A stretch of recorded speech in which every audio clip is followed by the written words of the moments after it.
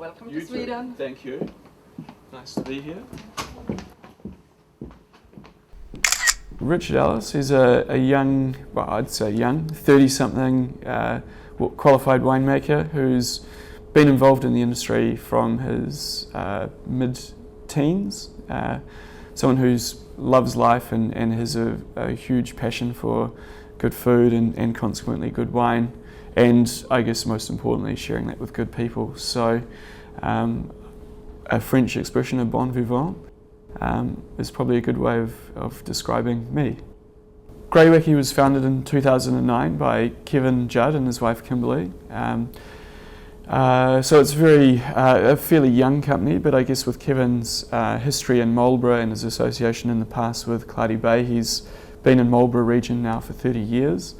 So young company, but with a huge amount of experience and background.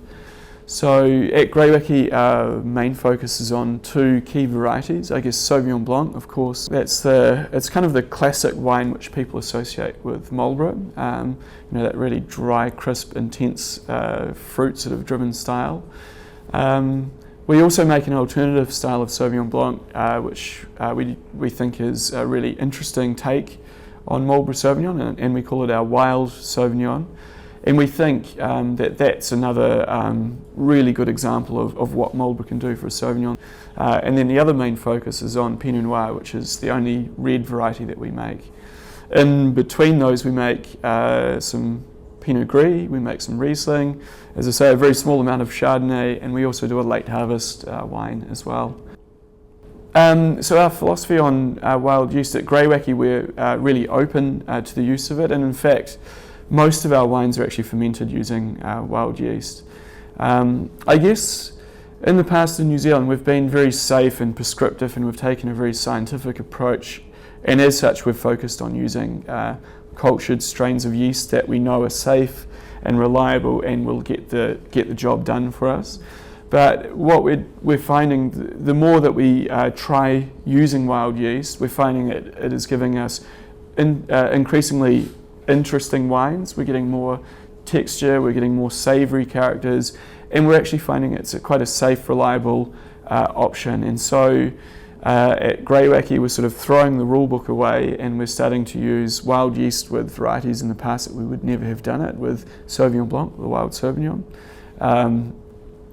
With our Riesling and Pinot Gris, where in the past when I was studying winemaking it was always you must use a cultured strain of yeast and you must do this in stainless steel tanks.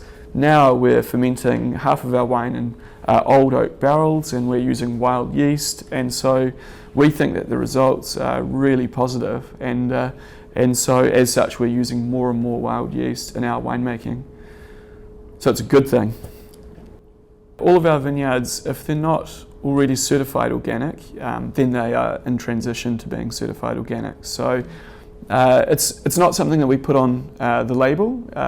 For us it's a really nice philosophy, and we think if you can grow grapes organically and the climate permits and it makes for a better wine, then absolutely it's the right thing to do. So we're very fortunate in Marlborough to have a climate that's really quite conducive to growing organically.